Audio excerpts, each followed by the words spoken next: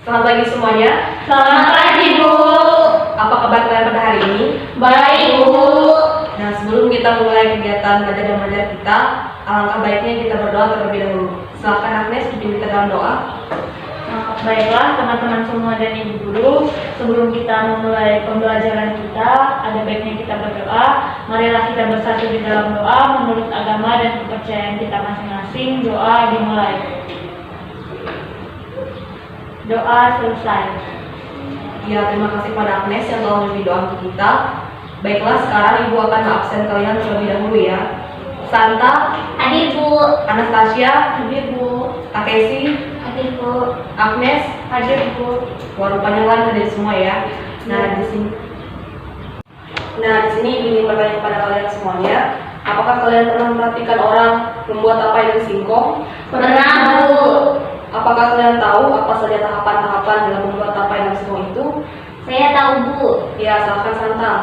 Yang pertama itu kita kupas singkongnya dulu, kemudian dicuci bersih di air mengalir. Setelah itu dipotong sesuai selera. Kemudian kukus singkong hingga matang. Setelah itu dibiarkan hingga benar-benar dingin. Itu yang saya tahu, Bu. Nah, di sini siapa yang ingin menambahkan lagi? Saya, Bu. Ya, silakan Anas. Yang selanjutnya itu ditumbuk ragi tape hingga halus, dipindahkan dan ditata singkong di wadah plastik yang memiliki penutup. Lalu disimpan di dalam lemari makan yang gelap dan suhu ruangan. Ya, baik, jawaban dari Santa dan Anas sudah benar ya. Nah, di sini lagi ingin bertanya, kira-kira kalian tahu apa bahan kimia yang terkandung dalam tape singkong tersebut? Saya, Bu. Ya, silakan Agnes. Salah satu kandungan yang terdapat pada tape itu ada fosfor. Iya, benar sekali Agnes. Pada pembelajaran kita hari ini, kita akan mempelajari dua tujuan. Yang pertama, kalian siswa dapat menjelaskan hakikat ilmu kimia. Yang kedua, siswa dapat menjelaskan metode ilmiah. Nah, di sini Ibu akan menampilkan video untuk menambah pemahaman kalian ya. Baik, Bu. Ya. Kamu akan terbesit gitu. Ya, mungkin ada ya di antara kalian, kimia itu adalah bom, ya. Kemudian kimia itu adalah sesuatu yang menakutkan atau yang membahayakan atau zat-zat yang berbahaya, ya. Kemudian kimia itu berkhusus untuk pembelajaran yang pusing, ya, pelajaran yang bikin muak, organik, fisik, hitungan, segala macam itu, dan apa sulit ya, satu pelajaran yang sulit. Nah, apakah kimia itu seseram itu? Apakah kimia itu kita harus jauhkan dalam kehidupan kita? Oke, kita akan belajar tentang materi yang akan dipelajari dalam ilmu kimia agar kita lebih memahami ternyata kimia itulah tidak seseram yang kita bayangkan. Nah, di sini kita lihat.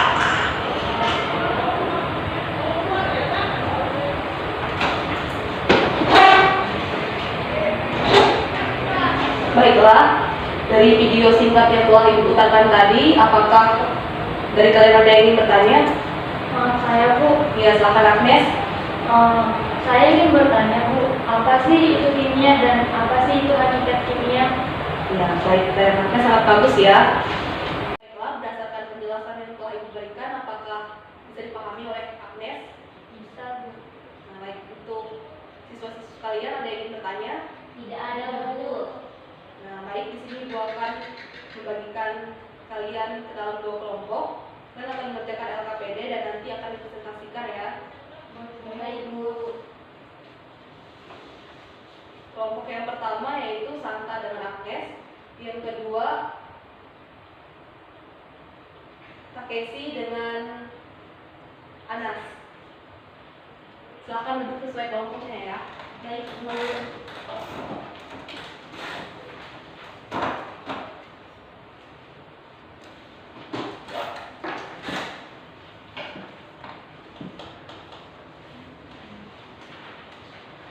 Dan di sini Ibu memberikan waktu kalian selama 15 menit untuk kalian berdiskusi bersama teman kelompok kalian.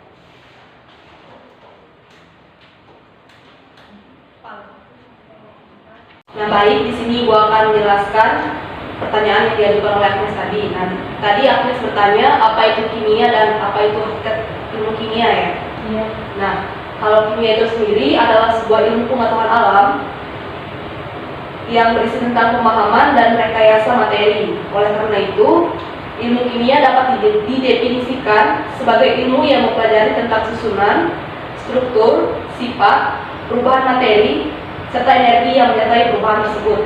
Nah, sedangkan untuk hakikat ilmu kimia itu sendiri, hakikat ilmu kimia itu sendiri adalah ilmu pengetahuan yang mempelajari tentang zat, baik itu unsur, senyawa, dan campuran di alam, beserta atom, molekul, ion, serta sifat zat dalam hal komposisi, struktur, dan perubahan yang dialami pada reaksi kimia.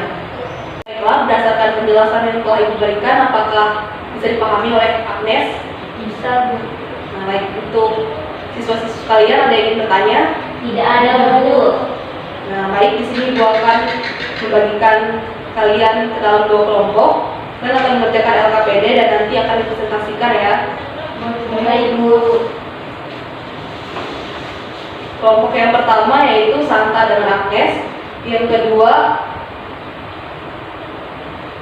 Takeshi dengan Anas. Silakan duduk sesuai kelompoknya ya. Baik, Bu.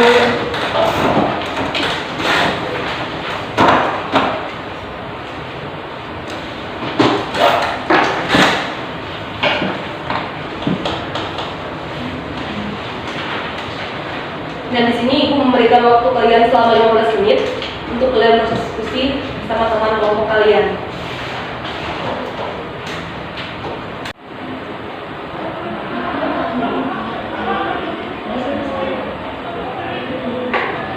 Ada produk yang diamati komposisi bahan kimia, sabun, deterjen,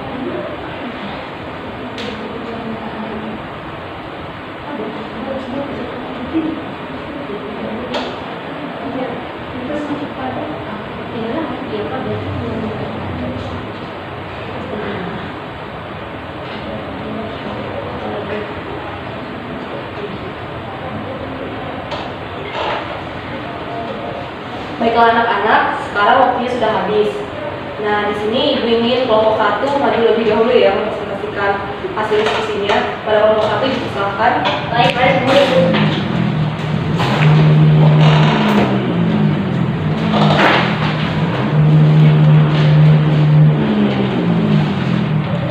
Baik, terima kasih atas kesempatannya. Di sini saya dengan teman saya Santa akan mempresentasikan hasil jawaban dari LKPD yang telah kami diskusikan, yaitu mengenai kimia dalam kehidupan.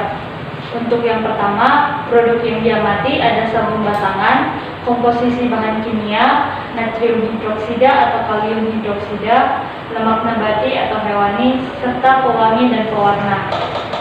Sabun batangan berwujud padat. Yang kedua adalah produk yang diamati berupa deterjen dengan komposisi bahan kimia natrium alkyl benzenat sulfonat, natrium fosfat, natrium karbonat, monotanomelamin, natrium silikat, dan enzim. Wujud dari deterjen ialah padat. Produk yang diamati yang ketiga yaitu pasta gigi.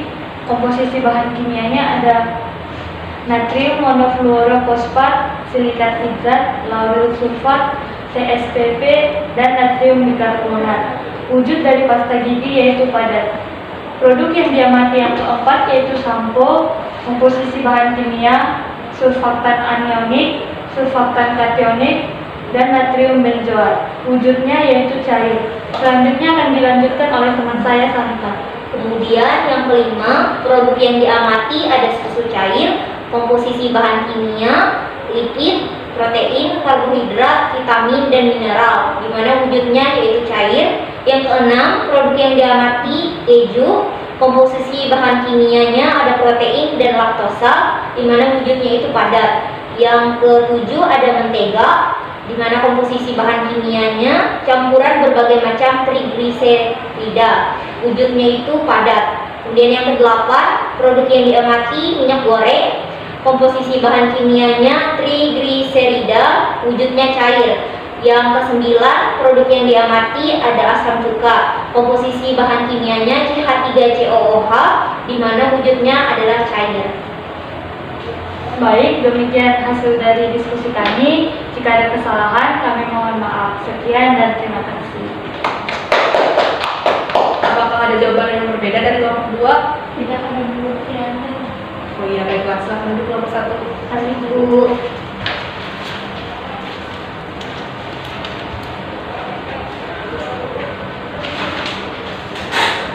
Sekarang kelompok 2 yang masih mempresentasikan hasil diskusinya.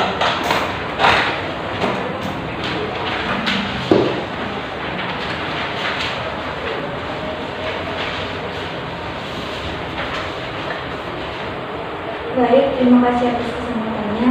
Kami dari kelompok 2 akan menyampaikan hasil diskusi kami, yaitu mengenai langkah-langkah metode ilmiah.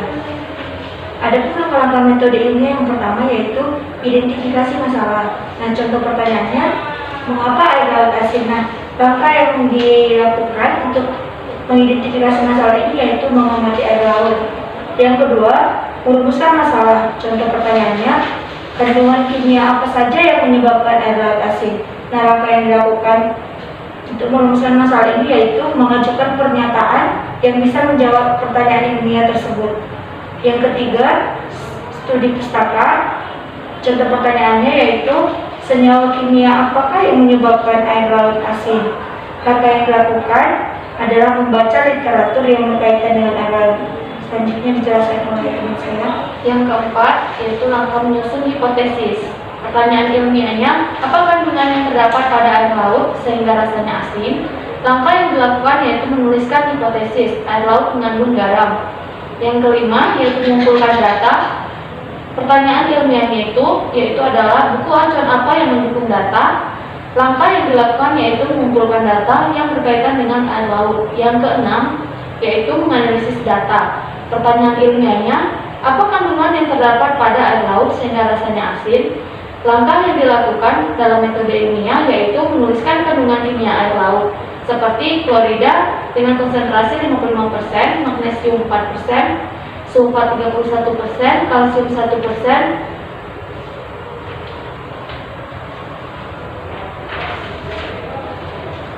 Sekian dari presentasi kelompok 2. Jika ada kesalahan, kami minta maaf. Jawaban kelompok 2 sangat bagus sekali, silahkan duduk.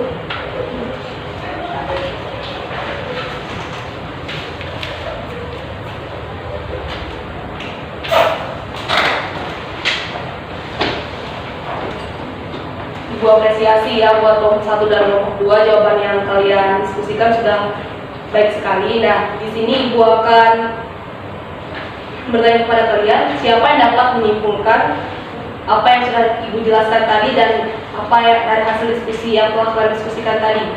Saya Bu. Ya, silahkan Santa.